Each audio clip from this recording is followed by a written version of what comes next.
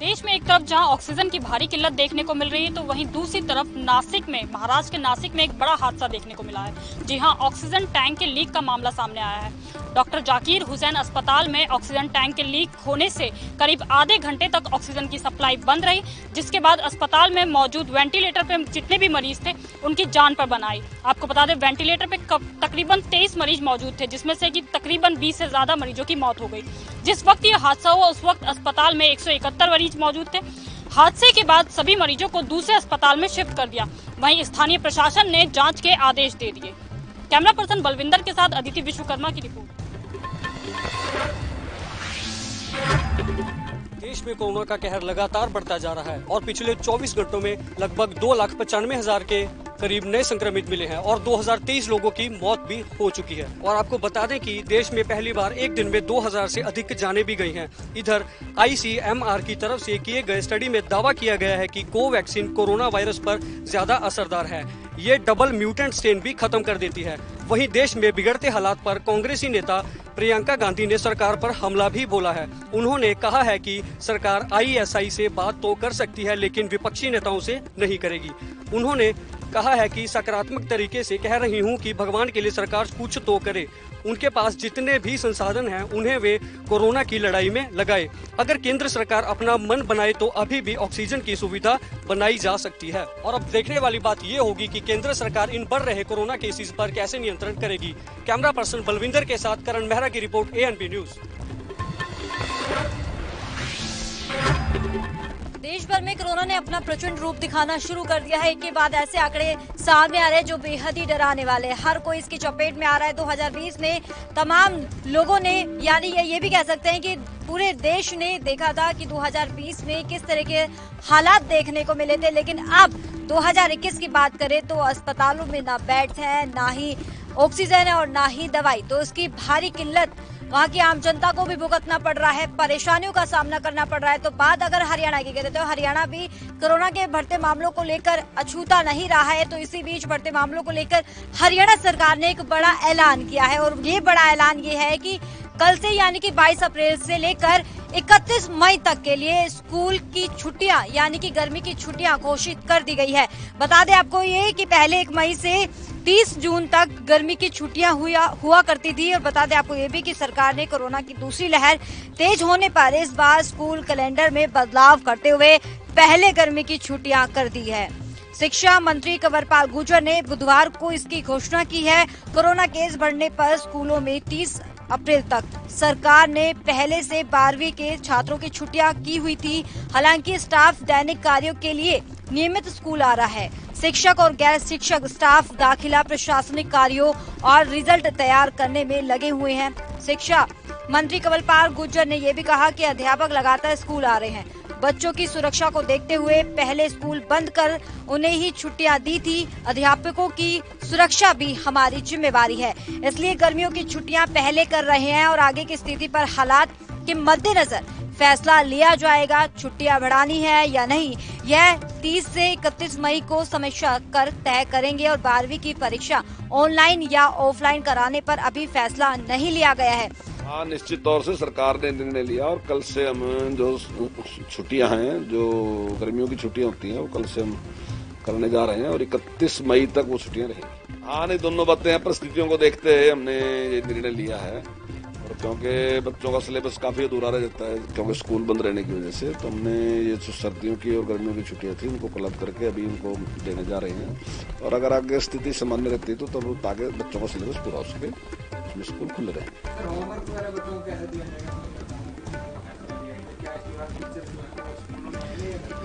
नहीं, देखिए, अभी तो वैसे भी बच्चे घर पे ही थे, तो होमवर्क वगैरह देखते हैं। उसका भी कोई इस प्रकार का निर्णय लिया तो ऑनलाइन अगर कुछ संभव हो तो ऑनलाइन करेंगे। नहीं, अभी तक टीचर, देखिए, अभी तक टीचर स्कूल में आ रहे थे क्योंकि टीचर और दूसरा जो स्टाफ था वो सारा आ रहा था। लेकिन कोरोना के जिस प्रकार से केस बढ़ रहे हैं उसके मद्देनजर हम नहीं देंगे। तो अब देखना ये होगा कि जिस तरीके से हरियाणा में जिस तरीके से हालात बेकाबू होते नजर आ रहे हैं, क्योंकि वहाँ पर भी अब कोरोना ने अपना प्रचंड रूप दिखाना शुरू कर दिया है। तो देखना अब ये होगा कि स्कूलों की जिस तरीके छुट्टी कर दी गई है और आने वाले फैसले पर अब ये अहम फैसला लिया जाएगा कि आगे सरकार क्या निर्देश दे पाती है, देखना लाजमी होगा, दिलचस्प होगा। कैमरामैन बलविंदर के साथ करिश्मा भारद्वाज की रिपोर्ट। देश में बढ़ते कोरोना के बीच रेमडेसिविर इंजेक्शन की मांग बढ़ गई है। आसमान छूते दाम और मार्केट से गायब इस दवा ने सरकार की चिंता तो बढ़ा ही दी, वहीं जनता को भी दर-दर भटकने पर मजबूर किया है। लेकिन बिगड़ते हालात के बीच केंद्र सरकार की तरफ से एक साहसिक फैसला आया है।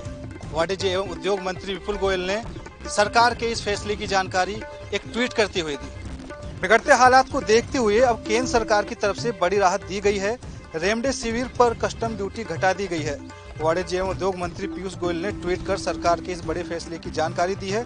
उन्होंने बताया है कि रेमडेसिविर की आपूर्ति बढ़ाने के लिए सरकार की तरफ से ये फैसला लिया गया है। उन्होंने ट्वीट में लिखा है कि प्रधानमंत्री नरेंद्र मोदी की प्राथमिकता है कि कम दाम में सभी तक स्वास्थ्य सेवाएं पहुंचे।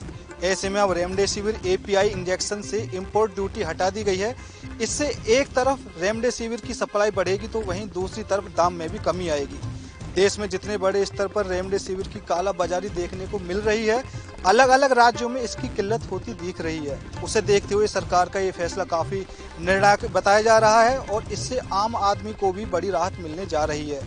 कस्टम ड्यूटी पर दी गई ये राहत इस साल 31 अक्टूबर तक जारी रहने वाली है।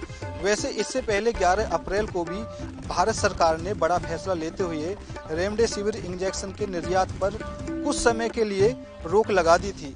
वो फैसला भी देश में जारी कोरोना की दूसरी लहर को देखते हुए लिया गया था। गृह मंत्री अमित शाह ने बताया था कि देश में रेमडेसिविर की कमी नहीं है और निर्यात पर बैन भी सावधानी बरतते हुए लगाया गया। जहां देश में लगातार कोरोना बढ़ रहा है तो वहीं कल पीएम मोदी ने मीटिंग के दौरान निर्णय लिया कि 18 साल से उम्र के सभी लोगों को कोरोना वैक्सीन की डोज दी जाएगी। मैं कैमरामैन बलविंदर के साथ पुष्पेंद्र चौधरी, एएनबी न्यूज, सरहिंद। कांग्रेस के पूर्व अध्यक्ष राहुल गांधी ने केंद्र सरकार पर जमकर निशाना साधा, क्योंकि लगातार कोरोना के मामले बढ़ रहे हैं और इन मामलों को बढ़ता हुआ देख एक बार फिर राहुल गांधी ने केंद्र सरकार यानी कि पीएम नरेंद्र मोदी पर जमकर निशाना साधा है। अब आपको ये बता दें, केंद्र सरकार की वैक्सीन रणनीति की तुलना नोटबंदी से की गई है और ये सब बातें राहुल गांधी ने केंद्र सरकार को कही है। उन्होंने लोगों की समस्याओं का मुद्दा उठाते हुए सरकार को आड़े हाथों लिया है। राहुल गांधी ने ट्वीट कर कहा कि केंद्र सरकार की वैक्सीन रणनीति नोटबंदी से कम नहीं है। आम जन लाइनों में लगेंगे, धन, स्वास्थ्य और जान का नुकसान झेलेंगे और अंत में सिर्फ कुछ उद्योगपतियों का फायदा होगा। और इससे पहले भी राहुल गांधी की तरफ से सरकार को इस मुद्दे पर घेरा गया। उन्होंने इस बात का साफ तौर पर गुस्सा जाहिर किया है। सरकार की तरफ से बढ़ते कोरोना के मामलों का दोष आम आदमी के सिर मंडा जा रहा है। ये सब बातें राहुल गांधी की तरफ से कही गई। उन्होंने साफ तौर पर मांग की कि पलायन करने वाले मजदूर मजबूर हो रहे हैं और ऐसे में पलायन करने को मजबूर हो रहे जो ये मजदूर हैं, उनके खाते में सरकार को पैसे डालने चाहिए। कैमरामैन करण मेहरा के साथ साधना बता।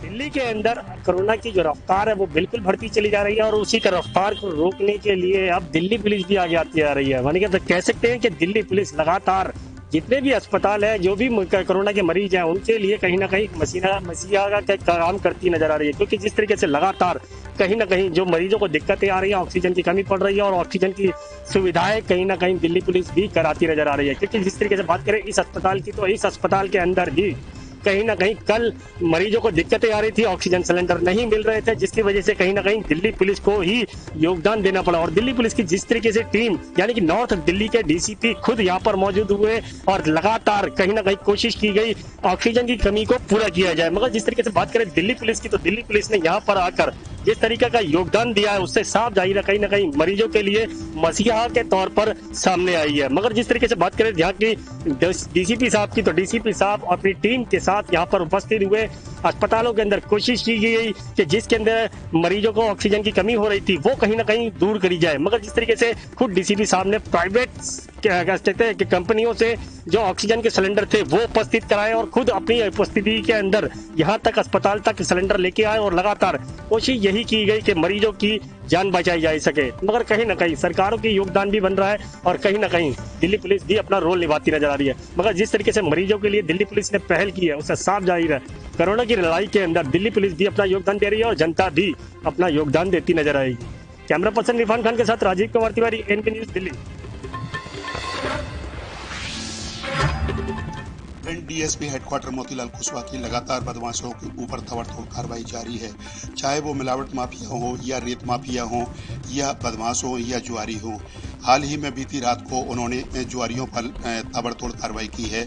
मुखबिर के द्वारा सूचना प्राप्त हुई थी तो भिंड पुलिस अधीक्षक मनोज कुमार सिंह के नेतृत्व में भिंड डीएसपी हेडक्वार्टर मोतीलाल कुशवाहा ने एक टीम गठित की, जिसमें देहात थाना प्रभारी ध्यानेंद्र सिंह और मैं पुलिस बल के साथ पहुंचे।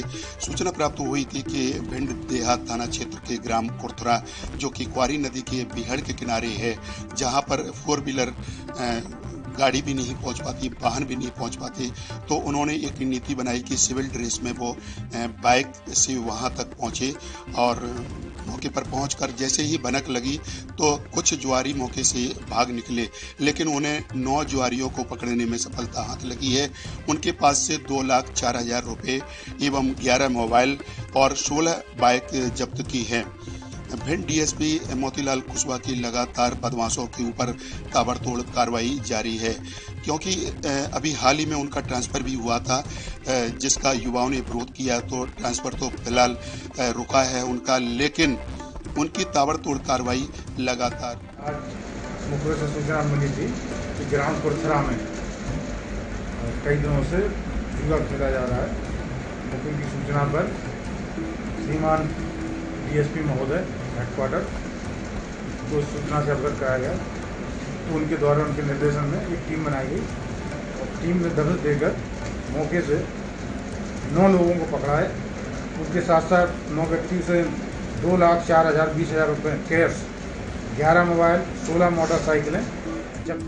ANB न्यूज के लिए कैमरा पर्सन के साथ प्रदीप राजावत, भिंड। जनपद बिजनौर में लगातार चौकियों का उद्घाटन किया गया, लोकार्पण किया गया। उसी को लेकर आज जनपद बिजनौर के नगीना थाना क्षेत्र अंतर्गत आज एक चौकी का डबल फाटक के पास लोकार्पण किया गया, जहां पर डॉक्टर धर्मवीर सिंह एसपी द्वारा उसका लोकार्पण किया गया और नाम रखा गया चित्तौड़गढ़। आपको बता दें वहां पर सुमित शुक्ला पुलिस क्षेत्र अधिकारी और कृष्ण मुरारी दोहरे थाना प्रभारी भी मौजूद रहे और काफी आला अधिकारी भी वहां मौजूद रहे। आपको बता दें जिस तरह से यहां पर चौकी का लोकार्पण किया गया है, कप्तान डॉक्टर धर्मवीर सिंह द्वारा बताया गया कि जिस तरह से चौकी का निर्माण किया गया है और इसका लोकार्पण किया गया है, यहाँ पर लोगों की जन समस्या सुनने में और जन समस्याओं का निस्तारण करने में ज्यादा समय नहीं लगेगा। और नगीना थाने में मेन रोड पर डबल फाटक के पास में चित्तौड़गढ़ के नाम से एक नवीन चौकी खोली गई है और आज इसका एसडीएम साहब, क्षेत्राधिकारी, यहाँ के गणमान्य नागरिकों के बीच में इसका लोकार्पण किया गया। इस चौकी के नामकरण से एवं कार्य से यहाँ के लोगों में, पुलिस बल में वीरता, शौर्य का भाव उत्पन्न होगा और उम्मीद है कि यह चौकी यहाँ के लोगों की सेवा करने में, यहाँ की समस्याओं को निराकरण करने में बहुत ही कारगर साबित होगी। करीब में डबल फाटक के पास ये चौकी बनाई गई है, तो लोगों का निस्तारण भी जल्दी से किया जाएगा। कैमरा पर्सन के साथ मैं अजय पांडे, ANB न्यूज बिजनौर। मथुरा जनपद के थाना नौजील के गांव मुरलिया में उस समय हड़कंप मच गया था, जब एक लोकदल समर्थित प्रत्याशी के द्वारा वोटरों को दावत दी जा रही थी, जिसकी पुलिस को सूचना मिलते ही पुलिस मौके पर पहुंची, तो वहीं समर्थकों के द्वारा पुलिस से मारपीट की गई और पथराव किया गया, जिसमें 4 पुलिसकर्मी घायल हो गए। जिसकी सूचना मिलते ही मथुरा के वरिष्ठ पुलिस अधीक्षक गौरव ग्रोवर मौके पर पहुंचे और घटना की जांच में जुट गई। इस समय पर त्रिस्तरीय पंचायत चुनाव के तहत आदर्श आचार संहिता पूरे जनपद में लागू है। आज थाना नौझील के ग्राम मुरलिया से एक सूचना मिली कि एक सोनू प्रधान, जो कि एक प्रत्याशी के रूप में जिसने पर्चा भरा है, वो कोविड के नियमों के विरुद्ध और आदर्श आचार संहिता के नियमों के विरुद्ध जाकर के लोगों को इकट्ठा करके यहाँ पर दावत कर रहा था। इस जानकारी पर पुलिस यहाँ पर पहुँची, इनको इस बारे में हिदायत दी गई, परंतु इनके द्वारा हिदायत न मानते हुए पुलिस का विरोध किया गया, अभद्रता की गई और कुछ पथराव भी किया गया है। पुलिस द्वारा और फोर्स यहाँ पर पहुंचकर स्थिति को कंट्रोल में किया गया। अभी यहाँ पर शांति व्यवस्था व्याप्त है। इस घटना में जिन भी व्यक्तियों ने किया है उनमें से कुछ लोगों को हिरासत में ले लिया गया है। इस घटना को जिला पुलिस द्वारा बहुत ही गंभीरता से लिया जा रहा है। वहीं पुलिस के द्वारा करीब आधा दर्जन लोगों को हिरासत में भी लिया गया है और पूछताछ की जा रही है। मथुरा से रिंकू शर्मा, ANB न्यूज।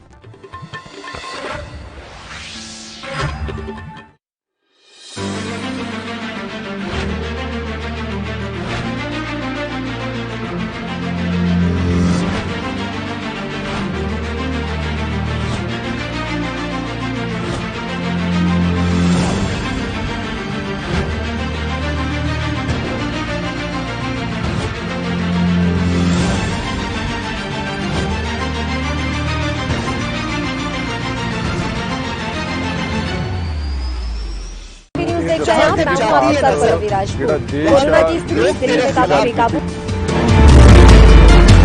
खबरनामा, खबर से असर तक शाम 5 बजे सिर्फ ANB न्यूज पर। क्या आप दुबले पतले कमजोर हैं? आपकी सेहत नहीं बनती, भूख कम लगती है, वजन नहीं बढ़ता? दरअसल मेन बात खाना पीना खाना नहीं है, मेन बात है खाया पिया लगना। और अगर खाया पिया लगेगा ही नहीं तो सेहत बनेगी कैसे?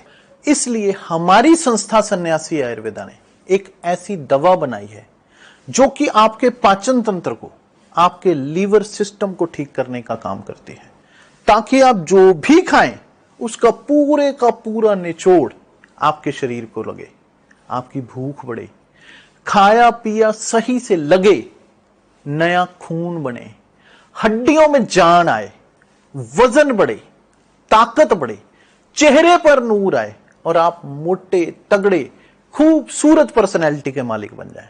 यह दवा पूरी तरह से आयुर्वेदिक होती है। इसका शरीर पर कोई भी साइड इफेक्ट, कोई भी नुकसान या दुष्प्रभाव नहीं होता। लड़के लड़कियां दोनों इसका इस्तेमाल कर सकते हैं और पहले 15 दिन के अंदर ही आपको इसका असर महसूस हो जाएगा। सिर्फ 650 रुपए की पूरे 1 महीने की दवा होती है और आप इसे घर बैठे 01145454545 पर फोन करके दवा मंगवा सकते हैं।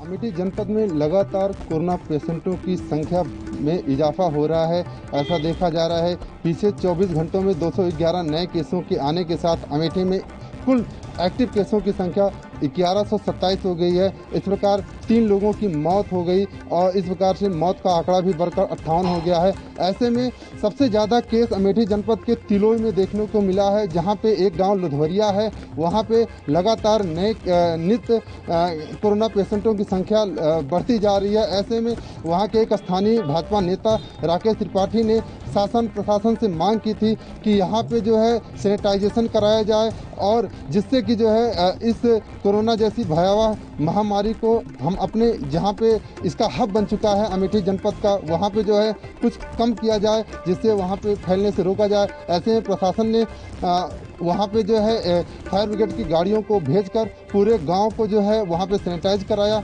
ऐसे में प्रशासन का सराहनीय काम किया गया और वहीं पर प्रशासन के द्वारा लोगों को भी जागरूक किया गया कि कम से कम घरों से निकलें और जो भी शासन का दिशा निर्देश है उसका पालन करें, जिससे कोरोना जैसी महामारी को पर हम लोग विजय प्राप्त कर सकें। ANB न्यूज़ भी आपसे अपील करता है और लगातार अपील कर रहा है कि आप लोग घर में रहें, स्वस्थ रहें। कोरोना जैसी महामारी को दूर करने का, भगाने का और उस पर जीतने का सिर्फ एक ही मूल मंत्र है कि जो शासन की गाइडलाइन है, हम सैनिटाइजर का प्रयोग करें, मास्क का उपयोग करें, जिससे हम इस महामारी से दूर रहें और अपने परिवार को भी सुरक्षित रहें। कैमरामैन संजय यादव के साथ राजकुमार जायसवाल, ANB न्यूज़ अमेठी। संक्रमण को देखते हुए इस समय शासन प्रशासन काफी मुस्तैद नजर आ रहा है। गोरखपुर का विकास भवन, जहाँ की पूरे जिले के लोग अपने ग्रामीण क्षेत्रों से लेकर तमाम योजनाओं का कार्य कराने के लिए आते हैं, यहाँ एक लोगों की अच्छी खासी भीड़ लगी रहती है। इस यहाँ भी कोरोना संक्रमण के फैले खतरा रहता है। यहाँ तक कि 2-3 कर्मचारीगण कोरोना पॉजिटिव पाए गए हैं। इसको देखते हुए यहाँ कोरोना वायरस से बचने के लिए सैनिटाइजर का छिड़काव किया गया है। आज ये रामनवमी की छुट्टी है, इसको देखते हुए सारा काम रात में किया गया है और आज ये पूरी तरह से पैक हो चुका है। विकास भवन मुख्यालय पर कोविड संक्रमण से बचाव हेतु आज बृहद पैमाने पर साफ सफाई और सोडियम हाइपोक्लोराइड के छिड़काव का कार्यक्रम चलाया जा रहा है। कुछ दिन पहले चुनाव के दौरान और उसके बाद भी विकास भवन के कई कर्मचारी और अधिकारी अभी कोरोना से संक्रमित हो गए थे। इस बात को ध्यान में रखते हुए और चूंकि विकास भवन में बहुत से व्यक्ति प्रतिदिन आते रहते हैं कार्यों के सिलसिले में, इसी को मद्देनजर रखते हुए आज पंचायती राज विभाग के द्वारा साफ सफाई और हर ऑफिस में सोडियम हाइपोक्लोराइड के छिड़काव का कार्यक्रम चलाया जा रहा है। हिमांशु शेखर जो कि पंचायती राज अधिकारी उन्होंने बताया कि ये छिड़काव सारे सरकारी विभागों में किया जा रहा है। कैमरामैन अनिल के साथ मैं रेणु गुप्ता, एनबी न्यूज गोरखपुर। जनपद जालौन में एक दिल दहलाने वाली वारदात सामने आई है, जहां पर एक कलयुगी पुत्र ने अपने पिता की कुल्हाड़ी से काटकर हत्या कर दी। तो वहीं आपको बता देंगे जनपद जालौन में हत्या जैसे जघन्य अपराधों का ग्राफ बढ़ता ही जा रहा। तो वहीं घटना को अंजाम देने के बाद आरोपी मौके से फरार हो गए। वहीं सूचना पर पहुंची पुलिस ने आरोपी के विरुद्ध मुकदमा दर्ज कर लिया और उसकी तलाश शुरू कर दी। वहीं मृतक के शव को पोस्टमार्टम के लिए भिजवाया। वहीं मामला सिरसा कला थाना क्षेत्र के सिकन्ना गांव का। वहीं इस घटना की पूरी जानकारी अपर पुलिस अधीक्षक राकेश सिंह ने दी। उन्होंने बताया कि मृतक संतराम बड़े पुत्र के घर से अपने खाना खाकर लौट रहा था, तभी उसके छोटे पुत्र ने अरविंद ने उसे रोक लिया और बड़े पुत्र के यहाँ जाने को लेकर विवाद शुरू कर दिया। ये ग्राम सिकन्ना थाना सिरसा कला की घटना है। मृतक के इसका संतराम दोहरे करीब 60 साल का था। इसी का लड़का है अरविंद, करीब 30-32 साल का, अनमैरिड है और बता रहे हैं कि इसकी ग्वालियर से दवा भी चल रही थी, कुछ मेंटली जो है डिस्टर्ब है। तो ये संतराम दोहरे जो है अपने बड़े लड़के के यहाँ से खाना खा के लौट रहा था। इसी बात पे इसकी माँ, ये इसका जो मृतक पिता है और ये अरविंद एक ही साथ रहते थे, तो इसने ऐतराज किया कि तुम बड़े लड़के के यहाँ क्यों चले गए, और इसी बात पर उसने कुल्हाड़ी से घातक प्रहार कर दिया अपने पिता पे और पिता की मृत्यु हो गई थी। तत्काल पुलिस मौके पे पहुंची थी। पीएम पंचनामा करा के मुकदमा अपराध संख्या 45/2021 302 IPC लिख दिया गया है और लड़के की तलाश हो रही है। हम विधिक राय लेकर के इसमें कार्रवाई करेंगे। इसके बाद उसने कुल्हाड़ी से वार कर उसकी हत्या कर दी। आरोपी मानसिक रूप से डिस्टर्ब बताया जा रहा है, जिसकी तलाश की जा रही है। NB news Mangrajpur Jalaun. Corona काल के दौरान मुंबई के कोविड पेशेंट मरीजों के लिए सबसे बड़ी मुसीबत की जड़ बन रही है रेमडेसिविर इंजेक्शन और फिर ऑक्सीजन, फिर मुंबई में लगातार बेड की कमी। ऐसे में लगातार देखा जा रहा है कि मुंबई पुलिस रेमडेसिविर इंजेक्शन को लेकर कार्रवाई कर रही है। जिस तरह से ये जानकारी मिली थी कि दमन से एक बड़े कंपनी फार्मा के एक मैनेजर को जो है हिरासत में लिया गया था, पूछताछ की गई। दौरान तमाम तरह की बातें सामने आई थी, जिसमें राजनीतिक गलियारों में बड़ा हलचल देखी गई थी। इस हलचल को लेकर हमारे साथ जानकारी देने के लिए रमेश गायकवाड़ जी हैं कि किस तरह से बीजेपी के ऊपर ये आरोप लगाया गया था, बीजेपी की जो है रेमडेसिविर की जो है कालाबाजारी में संलिप्त है। जिस तरह से देवेंद्र फडणवीस मौके पर पहुंचे थे देर रात 2 बजे, तमाम तरह की बहस हुई। उसके बाद तमाम बीजेपी के नेताओं ने सफाई दी। क्या कहेंगे? नहीं, पहली बात तो मैं कहना चाहता हूं कि महाराष्ट्र सरकार और जो पुलिस प्रशासन है और नवाब मलिक ने जो लोगों को एक गलत इंफॉर्मेशन देने का काम किया है, तो मैं रिपब्लिकन पार्टी ऑफ इंडिया की तरफ से मैं सरकार का निषेध करना चाहता हूं। जो आपने अभी जिक्र किया कि ब्रूक फार्मा कंपनी जो दमन में है, वहां से 50,000 रेमडेसिविर इंजेक्शन लाने की कोशिश हमारे महाराष्ट्र के विरोधी पक्ष नेता सन्माननीय दरेकर जी और प्रकाश लाड जी और वहां के जो खासदार थे बीजेपी के, वो वहां गए थे। और वो जाने से पहले महाराष्ट्र के जो अन्न और औषधि मिनिस्टर है डॉक्टर राजेंद्र शिंगणे जी, उनके साथ में उनकी बातचीत हुई थी और उनसे बात होने के बाद में पत्र व्यवहार किया गया था। महाराष्ट्र के मुख्य सचिव जो कुंटे साहब है, उनसे भी पत्र व्यवहार किया गया था। और दूसरी बात है कि एफडीआई के जो कमिश्नर है मुंबई के काले साहब, वो उनसे भी बातचीत हुई थी, दरेकर साहब ने बात किया था। ये 3 अथॉरिटी के साथ बात करने के बाद में वो जब दमन में गए और ब्रूक फार्मा जो कंपनी निर्यात करती है, एक्सपोर्ट करती है माल, तो केंद्र सरकार ने उनको निर्देश दिए थे कि सभी कंपनी जो भी निर्यात करती है उसको स्टॉप किया जाए। तौर पर जिस तरह से आप देख पा रहे हैं कि रमेश गायकवाड़ की आरोप है कि विपक्ष में बैठी हुई जो देवेंद्र फडणवीस की टीम है, वो लगातार सकारात्मक काम कर रही है, महाराष्ट्र की जनता के लिए काम कर रही है। जो काम महाराष्ट्र सरकार को करना चाहिए वो विपक्ष कर रही है। ऐसे में महाराष्ट्र सरकार को इस पे मंथन करना चाहिए, इस पे अपनी रणनीति अपनानी चाहिए। लेकिन जिस तरह से आरोप महाराष्ट्र सरकार द्वारा लगाया जा रहा है विपक्ष, वो कहीं न कहीं गलत है। कैमरा पर्सन विनय सिंह के साथ मैं सोनी, एनबी न्यूज मुंबई। मध्य प्रदेश के रीवा जिले में एक शर्मसार कर देने वाली घटना सामने आई है। रीवा जिले के चाकघाट थाना अंतर्गत बखेड़ी गांव में आज एक युवती की जली हुई लाश मिली। लाश मिलने से पूरे गांव में हड़कंप मच गया। वहीं मौके पर पहुंची पुलिस ने सबकी पहचान कर ली है और परिजनों को भी बुलाया गया। मृतिका के परिजनों को बुलाया गया और मृतिका के परिजन वहां पर पहुंचे। इसके बाद पुलिस मर्ग कायम करके आगे की जांच में जुट गई है। वहीं मृतिका के पिता के द्वारा यह बोला जा रहा है कि मृतिका घर से शौच के लिए निकली थी, लेकिन जब काफ़ी देर हो जाने के बाद वह घर पर नहीं पहुंची तो उसकी तलाश जारी की गई। बाद में यह जानकारी मिलती है कि कोई तालाब की मेड़ पर सब पड़ा हुआ है। तो जब मृतिका के पिता वहां पर पहुंचते हैं तो यह देखा जाता है कि वह उन्हीं की ही बेटी रहती है। मृतिका के पिता का साफ कहना है कि मृतिका शौच के लिए आई हुई थी और उसके साथ अपराधियों के द्वारा बलात्कार जैसी घटना को अंजाम दिया गया और सच को छुपाने के लिए उसे आग के हवाले कर दिया गया। हालांकि रीवा जिले में ऐसी वारदातें दिन प्रतिदिन बढ़ती चली जा रही हैं। अभी हाल ही में मऊगंज थाना अंतर्गत एक ऐसा ही मामला सामने आया था जिसमें दुष्कर्म की पीड़िता को आग के हवाले कर दिया गया था। गनीमत रही कि दुष्कर्म की पीड़िता बच गई। ऐसा ही एक मामला आज चाकघाट थाना से सामने आ रहा है, जहां पर दुष्कर्म की पीड़िता को आग के हवाले कर दिया जाता है और वह जान से हाथ धो बैठती है। हालांकि पुलिस मौके पर पहुंच गई है और मामला पंजीबद्ध करके आगे की जांच कर रही है। वहीं अगर बात की जाए तो पुलिस हत्या या आत्महत्या में अभी उलझी हुई है। एएनबी न्यूज के साथ संवाददाता विजय त्रिपाठी, रीवा।